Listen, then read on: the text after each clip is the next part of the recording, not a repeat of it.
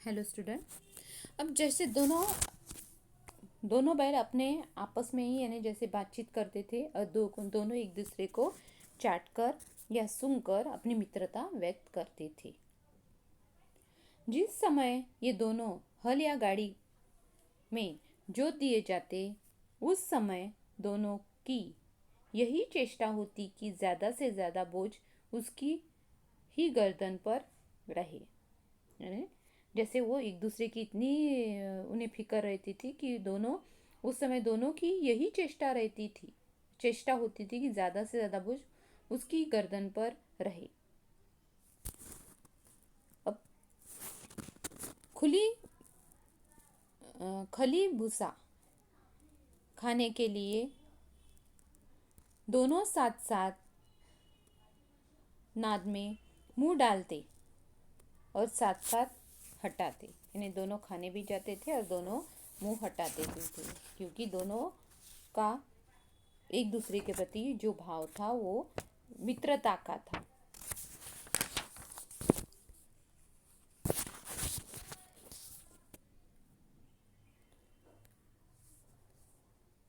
एक बार की बात है, झूरी की पत्नी का भाई गया दोनों बैलों को अपने गांव ले गया।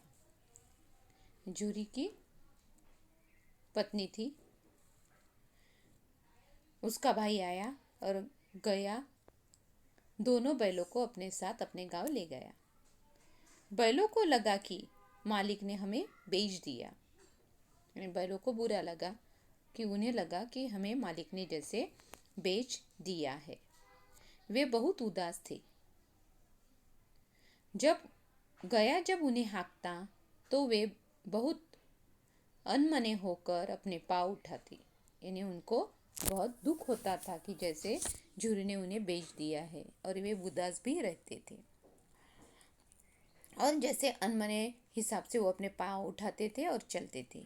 संध्या के समय दोनों नए स्थान पर पहुँचे। शाम के समय में वो दोनों एक नए स्थान पर पहुँचे। नया घर, नया गांव, नए आदमी, उन्हें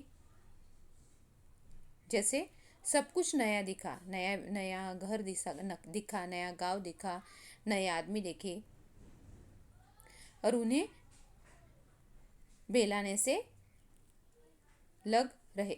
बेगा जैसे उनके मन में जो झूरी था उसे वो देखा हुआ था, उसके घर के लोग देखे, पर अभी ये सब उन्हें कैसे लग रहा था? बेगाने से, यानी अनदेखे इंसान के जैसे ऐसे लग रहे थे। देखो, जैसे इंसान किसी जगह पे जाता है तो उन्हें कुछ लोग बेगाने से अनदेखे लगते हैं, वैसे ही जानवर का है कि जानवर को भी बेगाने जैसा लग रहा था। जब खली भूसा दिया गया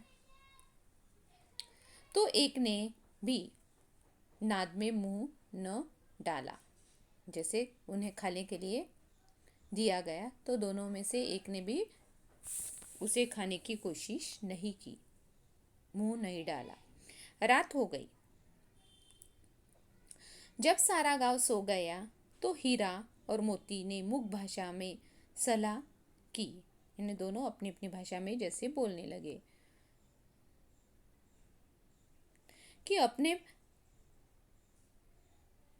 जैसे वो आप अपने मुख भाषा में सोचने लगे कि यहाँ से हम भाग जाएंगे,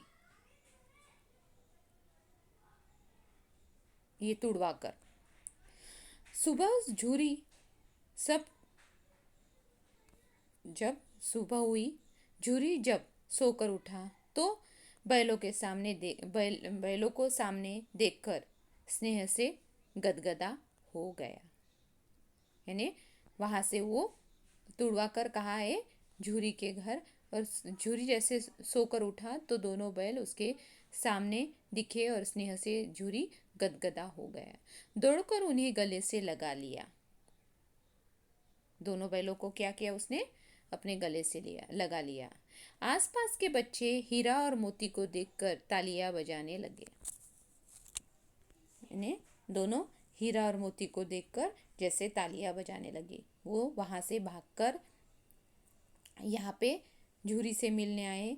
जब झूरी सोकर उठा तो उन्हें वो दोनों हीरा और मोती दिखे और वो जैसे बच्चे भी तालियां बजाने लगे। कोई से रोटी किसी ने अपने घर से रोटियां लाई, कोई गुड़, कोई चोकर और कोई भूसी। ऐसे सब उन्हें दोनों को खिलाने लगी।